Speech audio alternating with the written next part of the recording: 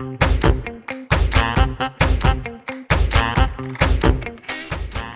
you ever wondered what goes on behind the table at a dance competition? Exactly what are the judges looking for anyway? This is Making the Impact, a dance competition podcast. Each week, we'll cover a different topic related to the world of competitive dance from the perspective of the judges behind the table. Learning how to dance is a lifelong process and one that comes with tons of highs and lows. The feeling of achievement when you've mastered that triple pirouette or double pullback can only happen after taking corrections from a teacher. For many dancers, taking critical feedback is a learned skill just like learning a dance step. Today we are talking about how to take critical feedback from judges at competition and how to apply that feedback in a positive way. Hey everyone, this is Courtney Ortiz and I am your host to Making the Impact, a dance competition podcast. And I am here this week with my amazing co-host, Lesley Mealor. Happy podcast day. Yay! We are excited to be here today. We're talking about how you take critical feedback from your judges. So thanks to everyone who has been supporting us on this journey in podcast land. The response has been awesome, and we are just so thankful for everyone who's been listening and sharing the pod. Yeah, and thanks to everybody who has been leaving us some awesome reviews on Apple Podcasts. We just want to share the love that you've been sharing with us. So I have a review from an unknown teacher. That's the username. And this teacher says, Making the Impact closes the gap between the judges panel and the classroom. Such a good learning tool for teachers and students. Definitely adding it to our comp prep this season. Yes, I love that. Thank you, unknown teacher. I'm so glad you're finding the info on the podcast useful. And we have another awesome review to share from Nikki Parnell. And this one says, I'm a dance mom who was never a dancer and is just starting to put a toe in this water. This has been so helpful in learning about dance in general, along with what the judges are truly looking for. Hooked! Yes! Awesome! Thank you, Nikki. We are definitely hoping to educate and inspire everyone in the dance world, parents included, so thank you for your great review. Thanks to everyone who's been listening, subscribing, and sharing. And if you want to stay up to date with us, we release every Monday on Apple Podcasts, Spotify, Google Podcasts, and on our website. So head over to Apple Podcasts now and leave us an awesome review. Also, I want you guys to check out our new sponsor, Level Up Dance Supplies.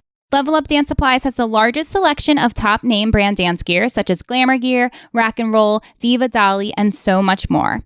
Level Up Dance Supplies carries 13 different styles and brands of dance bags with racks. With so many choices, 19 and counting, Level Up Dance Supplies has a bag for you. Need advice or on a budget? They've got you covered. Send them an email or give them a call. They will be happy to assist you with purchasing the right bag. Use the coupon code IMPACT and get $10 off any brand. Head over to their website now at levelupdancesupplies.com. All right, let's get started. Today we are talking about critical feedback from your judges at competition, and we have an amazing guest here tonight, the one and only Christina Belinsky's in the house. Hey, girl. Hi, everybody. I'm so happy to be here.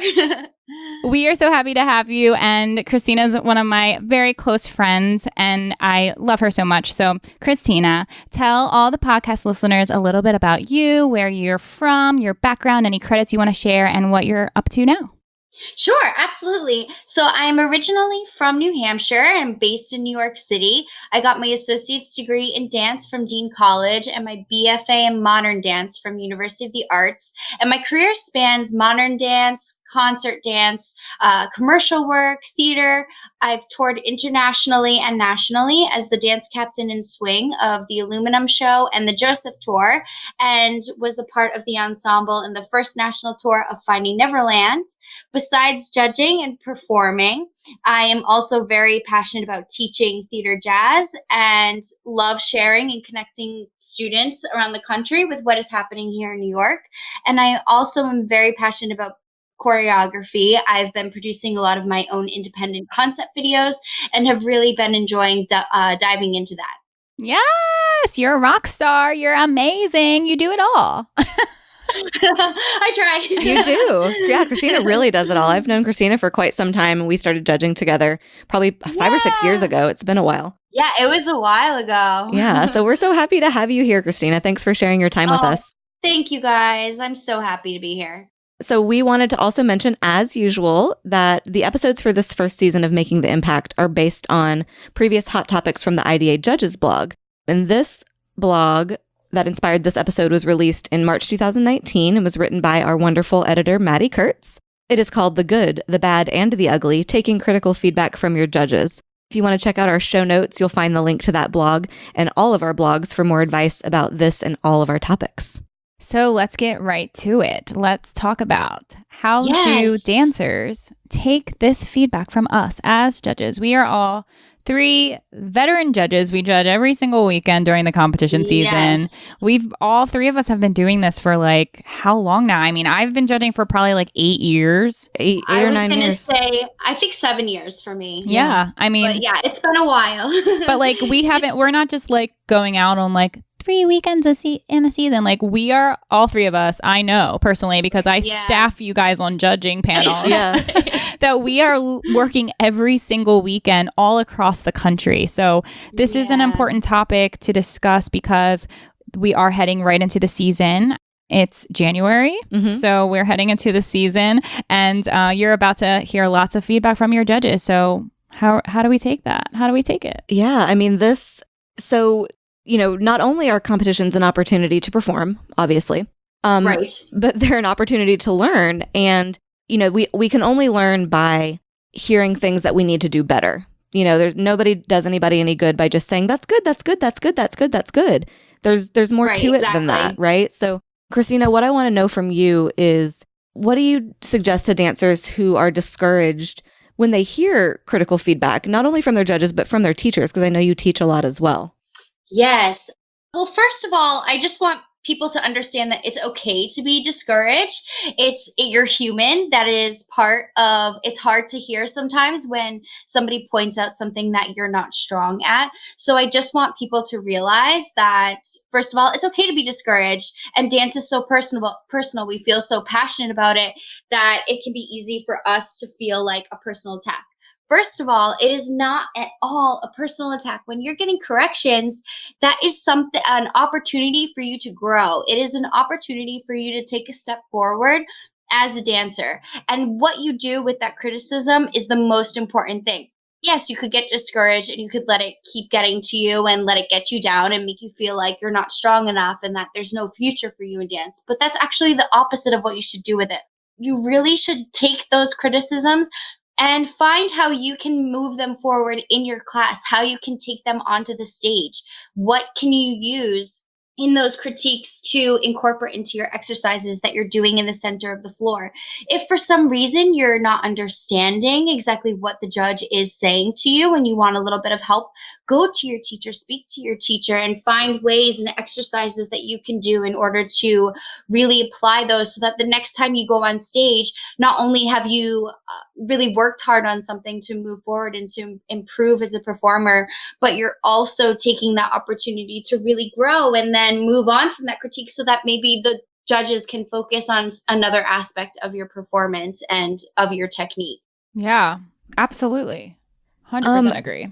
So I absolutely agree as well. I think that's so important to make sure that, you do listen to that 3-minute critique and take it upon yourself, especially if you're a soloist, to explore what is within that critique. And hopefully, if you're going to an IDA competition, you're getting really good critiques because you've got, yes, you are. a phenomenal panel of judges. I can't speak to any other competitions, but, within that 3 minutes, there's probably at least 3 to 5 really actionable steps that you can take once you get back to the studio, or speak to the teacher and say, do you understand what she means by this? Mm-hmm. Do you think this means I need to X, Y, and Z? So I think that piece of advice is really solid. Exactly. Yeah. And I think it's also important. I really can't emphasize enough the idea of maybe journaling your critiques, writing down what are those 3 points. I think 3 is a great number to focus on, Lesley, of listening to your critique or looking at the notes and really taking 3 things from that you can really work and focus on improving from one competition to the next. Yeah. I mean, even just thinking about my days back in the competition world, I think that writing down your critiques, like you just said, is such a good idea, because back when we were growing up, we got written critiques. So we had it already on a piece of paper and we could just look and see, which now the good thing about not receiving written critiques now is that we're getting so much more feedback in that 3 minutes on our video critiques and audio critiques. But it's sometimes a helpful tool, like you said, to really write it down so you can remember it. I mean, even as a professional dancer, when we get notes in any show that we do from our dance captain or from the choreographer, everybody has their notepad and everyone is writing down those notes because it's hard to remember all of those things. Exactly. And it lets you really track what are the repeated corrections that you're getting, or if you're not hearing something that you used to hear all the time, at what point was that transition? At what point did you make that step forward and allow the judges to put their focus elsewhere? Like I had said, maybe rather than technical things, then they can really start focusing on your artistry and diving into that and working on improving that aspect of yourself as an artist. Yeah. And the idea of writing them too, another, like you said, to kind of compare in a sense, we have 3 judges on every panel, and that means that you have to listen to 3 different critiques. If you write down the critiques, then you can actually compare them side by side and see, oh, well, this judge and this judge and this judge all told me that I have to really work on getting my leg lengthened in my battement or whatever it was. You know, they all had the exact same critique. And I think that's really helpful for dancers to see. And that's another thing is, especially soloists, like definitely listen to all 3 of your critiques. Some people are like, oh, I don't have time. I don't have time to listen to all 3 of these. I'm just going to listen to the one that I feel like. But hearing it 3 times from 3 different opinions and 3 different educators is really helpful tool, I think. Oh, absolutely. When I was a competitor, because I was a competitor in dance from the age of 4, I did my first tap solo. Oh my God, Christina tapping. Oh. I'm a little teapot. Oh, bless you.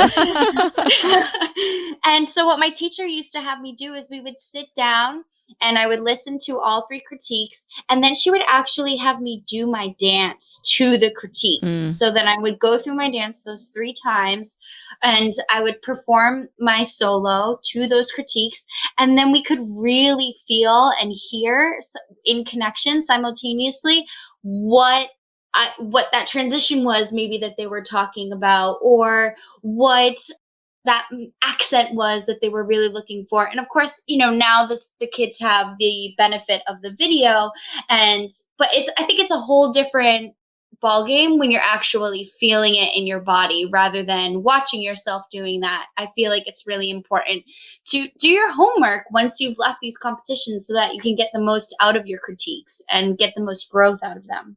I was just thinking as you were saying that, I was remembering back, and I want to hear you just had a little personal anecdote, so I'm going to throw one of mine in too. Yay. Okay. So if anybody knows me, I'm a huge technician. I really care about technique. And in college, that was almost to a detriment because I was lacking in my performance skills, especially in ballet, because I just really wanted to get it right. And so I was in ballet class senior year in like the highest level ballet class there was at school. And I'm at the bar and I never got any feedback from this one teacher. She just ignored me completely. And I'm a person who wants feedback. Like I want you to take me apart, tell me what I'm doing wrong, give me some feedback.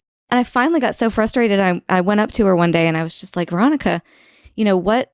You just never talk to me in class. Like, is there anything I can do? And she was just like, I mean, you work so hard on your technique. I was just going to leave you alone. But like, like that was a compliment. But at the same time, I feel like it's more of a compliment to be given critical feedback. Like I would rather you not ignore me because I'm doing well. Like give me something. And so I think that's a point of view that I think a lot of dancers who do get discouraged easily need to remember that, you know, if I'm paying attention to you, if I'm giving you something to work on, that means I care. That means I noticed you. That means I want you to do better. And, you know, and like that, she was actually a wonderful teacher. And really her only critique of me was that I needed to smile while I was doing my plies, but which I was like, exactly. Like she always told us to sparkle.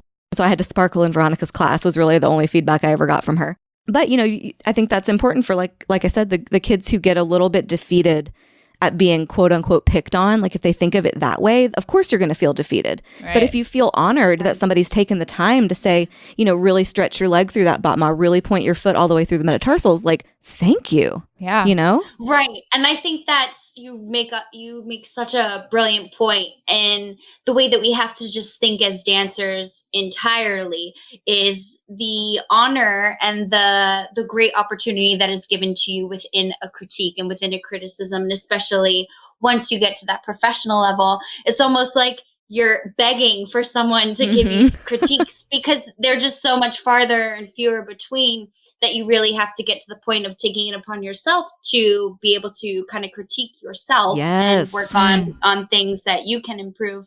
You no longer have that panel in front of you to tell you, what aspects of your performance you can work on. So I think that's what is the foundation of all of it, is to really make sure that you get to a healthy spot and being able to hear those critiques and think of it as a really positive thing, because that's what we're there for. We're there for to help you improve. We're there to help you grow as a performer and as a dancer. We are in no way there to try to make you feel any less than or to bring down your self-confidence. We're really there to try to help you grow on your journey as an artist. Mm-hmm. Absolutely. Yeah. And so like you were saying, Christina, we're 3 people.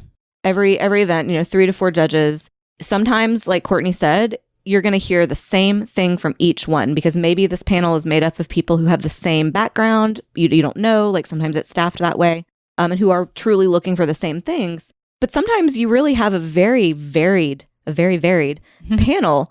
And, one judge is scoring you really high, one judge is scoring you low. Or you go to one competition and you're like, boom, first place, platinum. And the next competition, same solo, high gold. Or whatever the level is.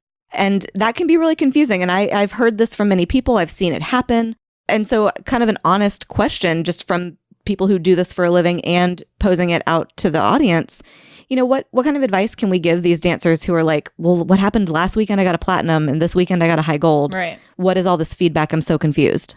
Right. Well, my mom always used to say to me every weekend that it's a different set of judges with a different set of opinions on any given day, because that used to happen to me in my studio where one weekend, one person would score higher in the overalls than the other. And you have to remember that dance it's an art. Of course, we can talk to you about your technique and your performance quality, but in the end, everybody has their opinion.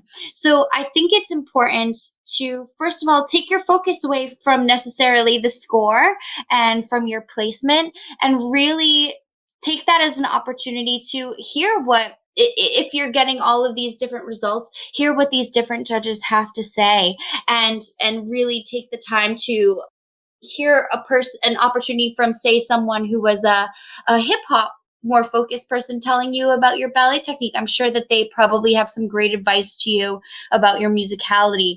And so really taking that opportunity to hear all these different opinions, and just remember that it's not always the score that is the most important, but actually what you can take away from these weekends and how you can apply to your growth, not only as a performer, but also as a person, in, realizing that sometimes you win, sometimes you lose. And that's just kind of how the cookie crumbles. And that's how life is.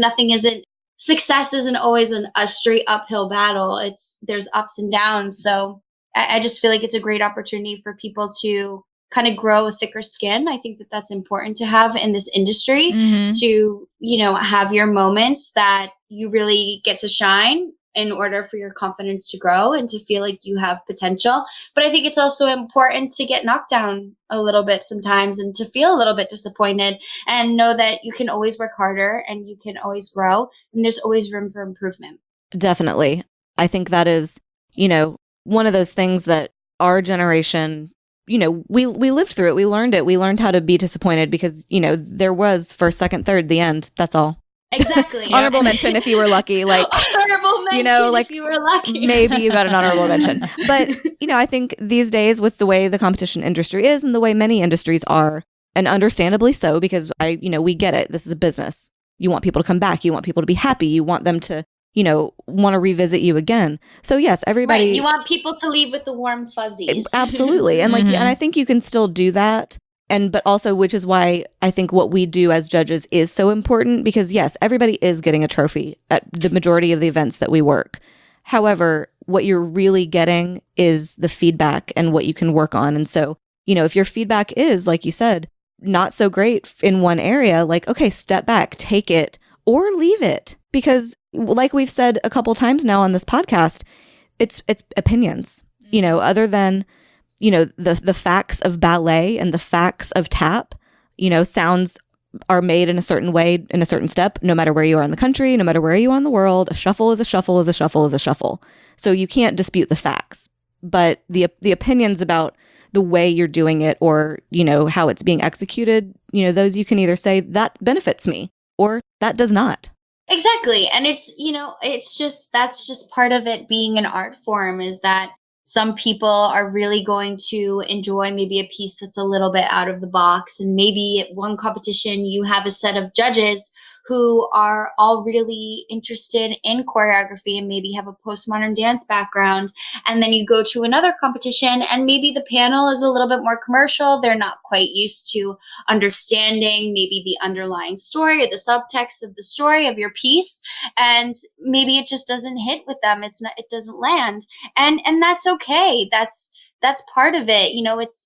I love the idea of different styles of dance kind of being like an outfit that you try on. You can always try it on and see how it feels, but if it doesn't work, then it doesn't work. And that can be how it is for those judges sitting there, that maybe what they're seeing and it's not connecting with them in a way that another panel will. And that's why it is so important to just keep going and to be exposed to as many different panels and different competitions and different settings as possible, just so that you can really become a well-rounded performer and really get as many inputs and opinions as possible to help you in your growth. Yeah. And one of the things that I think would be helpful to share, especially to all the listeners out there and to all of the dancers who compete, and we talked about a little minute ago about how sometimes you might score higher at one event than the next. And that doesn't mean that you're going backwards in your training or backwards in your execution or anything. And it doesn't even mean that you had an off day. Maybe that was the best time you ever did your solo, and then you got a lower adjudication than you did at the previous event. And you're like, how is this possible? And something as far as scoring that I think is helpful to hear is that, and this applies in the real world as well, that you never know who's going to be at your event. And who shows up, the talent level might be completely different than the event where you got first overall. And, then you go to the next event and there's crazy talent at your level or even better. And that's automatically, it could change your placement. And it really just comes down to who shows up that day. Honestly, that's the same thing as when we all go to a professional audition. You kind of look around. I was just going to say, it's really the same. You look around the room and you're like, ooh, that girl's good. That's my competition right there. Like, I might not get this job today because that girl showed up, or whoever it is. Exactly. So it really is a lot about that. And of course, we're judging what's in front of us. And like another thing that's helpful to hear is that every competition, unless you're like within, an umbrella of a sister company or something like that, but like all the competition scoring guidelines and their ranges for their scoring brackets are also different. So even though the award might sound like it's the same award, like a high gold versus a high gold, but at these two different competitions, the range of that number spread is so different. So that's kind of hard for parents to really understand, because the kids probably know that and the teachers probably know that, but like the parents in the audience sitting listening to awards, they're like, wait, what? How did they get a high gold when they got this before? And it's like, actually, this is a good thing. You never know. So it's a lot of things to follow at competition. And not only is the scoring bracket, varied, it also, different competitions put different weight on different things. So some competitions put more weight on your appearance, and other competitions don't even put that into factor. They focus on just technique and your stage presence. So that also can really affect how the score comes out, because if we're, putting together those scores with the different brackets and how they're weighted, the score comes out how it comes out depending on that bracket. Yeah. And like you said, it's really important to maybe, as a dancer, take that time to do that research and look at where the judges were scoring you higher or lower within those brackets. Right. And I think it's even in most programs, the point values, not of each category, but like just the high gold is X to X. The gold is X to X. Like you can at least find the basic scoring rubric so that you can understand, okay, well, I went to this competition this weekend, their scoring rubric looks like this. And then the next weekend, maybe they're 2 points different. Right. Maybe their highest award spread is only 4 points, whereas last weekend's that highest award is 6 points. Right. So it makes a huge difference. It's a huge difference. And that is one of those things that I think, it does feel like a mystery, and it's not meant to be that way. It just is kind of. So, there's just so many variables. It is. It makes it hard for us too sometimes, working for different competitions, because everybody is so different. You have to really focus on where you are that weekend and judge accordingly and follow their rules, basically. So yeah, so that's kind of something that I feel like that teachers, and I mean actually dancers, just remember that it really depends on who shows up and honestly what the score is. And I think it really comes back down to that competition is important for the critiques. A score is a score. If you place, you place. Great, amazing, awesome. It's kind of a generalized ranking, but at the end, you're going to have that amazing feedback. Hopefully it's amazing. I hope that it's great. I hope that you're getting quality critiques at your competitions that you attend. And that's going to be in-depth and give you something to go home and work on. I think that's the ultimate goal of competition, is so that we can go back home and improve and with the judges' feedback. Exactly. That we really use it as an opportunity to be a growing and learning experience rather than a comparison, self-doubt experience. I really want people to realize that competition is such a good opportunity to grow. Hey, podcast listeners. Are you in need of a new bag this competition season? If you are, be sure to check out Level Up Dance Supplies for all of your dance bag and dance gear needs. Providing the lowest prices to their customers guaranteed, Level Up Dance Supplies has been trusted since 2010. Head to their website now to grab all of your dance gear for the upcoming competition season, and don't forget, use the code IMPACT at checkout to receive $10 off your first order at levelupdancesupplies.com. I think we've all judged those dancers who you just watch and you're like trying to find something to say, but they're so good. And there isn't, except for, praise. And it's a joy. It's a joy to watch those dancers, because it's like, oh, I can just take a breath and just watch this like great technique, wonderful execution, beautiful storytelling, confidence. Like, yeah, it's amazing to watch that. But you do sort of wonder, like, does that child ever have anything to work on? Right. So, and I know that there's dancers out there who probably get critiques back that have maybe one thing in them because of the nature of who they are. Yeah. For those, for that 1% of dancers out there that get those just, 100% critiques, how do we help them from just sort of being complacent? Yeah. So first of all, just take it as a compliment. Feel proud of that accomplishment, that you have a panel of professional dancers and performers who are, established in this industry, who think highly of you. What an honor.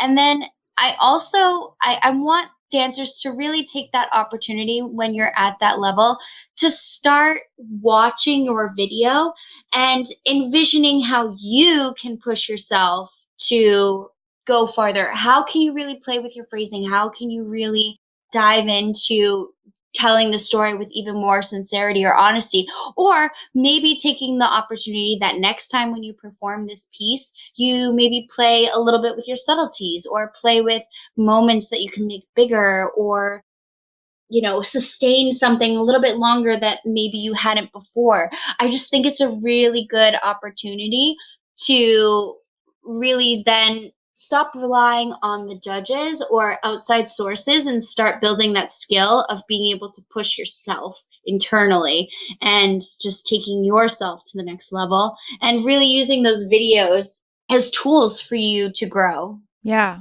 I think that's such great advice, because of course, when we were younger, we definitely had videos. You could buy the videos at competition. It cost a lot of money. And now you get, a video critique that's included. So that's amazing. And watch the judges' feedback with the commentary as you watch your video. Like, we did not have that when all of us were growing up. But even so, filming yourself in rehearsal, everybody has their phone. Everybody has a video camera on their hands at all times with their iPhones and everything. So you can always learn from watching a video. That's so extremely helpful. I think that advice is wonderful. I wish I could have utilized that more often when I was young, because it's definitely a helpful tool. It would have been so helpful. Yeah. Because it's so different from watching yourself in the mirror. That's a completely different perspective. Yes. And it's helpful because, thank goodness for the mirror. But It is. And you don't get to, we didn't get to watch our video until recital. Yeah. Most of the time. Exactly. I mean, my mother wasn't buying anybody's competition videos. Right. Like, no, you don't get a video. You get to watch your video at recital. Like we would buy my like solos if I felt like it was like a good performance. Right. So Right. and that's really it. I mean, like you said, you don't get to watch your videos until you have no idea what these crazy dances look like until recital is over. Exactly. And you're like, and then you wait the 4 weeks or whatever it is for the thing to get processed. Oh gosh, yeah. To get the VHS back. To get the VHS back and stick it in there. And such good old days, guys. The stacks of cassette tapes that are probably still in my basement of my critiques. Yep. Yeah. I'm sure I still have a few too. And I was just thinking back on this topic and how there are those dancers that just kind of blow us away. And there have been many times when I'm sitting on a panel and I'm just so captivated by this dancer. And like you said, I'm speechless. I don't have anything to say. I've been that way with soloists. I've been that way with groups. So, watching that happen, I usually tell the teacher, I'm so sorry that I'm not saying anything. I'm just loving everything that's happening. It's absolutely beautiful. You are gorgeous. I'm just taking this all in right now. And that's okay. Right. Our goal, we want, honestly, there have been times where I am trying to find something to say. Because I'm you're like scouring. You're like watching people's feet in their Yes. transitions. You're like, are you turning out in your transition? You're like, yes, dang, her hip is turned out. I'm Good like, for you. Yeah. But like the flip side of that is that is a smart teacher right there. Yes. Because that teacher is putting what this dancer is best at and excels and shows them their best on the stage where we literally can't say anything. And I'm sure that if that dancer walked out and did a different style of dance that's not their element and not their, specialty, I'd probably have a million things to say on their critique. But this teacher was like, I'm going to put the best you on this stage, and literally the judges aren't going to have anything to say, and it's the truth. So this does happen very often, and I think it's helpful for dancers and teachers and choreographers to hear that, is that, I mean, of course, we want to give you critiques. That's our goal. But like in a perfect world, I should just sit back and enjoy. Yeah, absolutely. Because you've done your job. You should be in awe. Yeah. Speechless. Yeah. And I think to that end too, I mean, like you were saying earlier, Christina, starting to really go in depth in yourself and like, how can I self-critique? This is, once, if you start using a solo and let's say you have 5 competitions and the first 3, you've gotten top overall, placing. Change something. Take a risk and change something. If that means, okay, well, this turn used to be on the right, but now I'm going to do it on the left. Do something different that is taking a risk and is challenging you even within that same number, because, I'm sure like this was never me, but it's got to get old to just hear the same, like, good job. You're so beautiful. Great. Keep up the good work. Like, that's really nice a couple of times. But when you just probably truly want something to work on and have nothing given to you, like, you have to work to give that to yourself. So if that means, okay, I'm going to change the way this phrase faces, or I'm going to turn on a different foot, or I'm going to use that extension and, like you said, elongate it or hold it, sustain it a little bit longer. I think the element of taking a risk in a situation like that is probably also really helpful. Yeah, just take it as an opportunity to play. Now it's like you're at that level of artistry where you can really captivate the audience. Now just play with it and push those boundaries, push even harder. I just always think there's room to grow always. You can always strive to challenge yourself even more. I want to ask one tiny little question and see if you have anything. Yes. This is a fun question. Ooh. So imagine yourself, it's the end of the season. It's Sunday afternoon. It's 5:00. You're competing until you have another 4 hours to judge. And you're in the middle of contemporary solo number 492. At that point in the day, has there ever been a time where you have been just giving a critique and you sit back and you're like, oh dear, that was a little harsh? All the time. Because I think, ladies and gentlemen of the audience, our job is difficult. We want you to know that. Like, we love our job as judges. We have a great time doing it. We do care, like we've said multiple times. But it does get, it gets challenging. It gets difficult, and we're human. So is there anything you'd like to redeem yourself for, Christina, from the past? I can't think of a particular instance, but I do know that sometimes in those moments, especially if this is the third time that I'm seeing you on stage, sometimes what happens is then we get into that moment, or especially, if it's Sunday at 5:00, I've probably seen you in 20 other dances as well. So I already kind of know what are those talking points with you.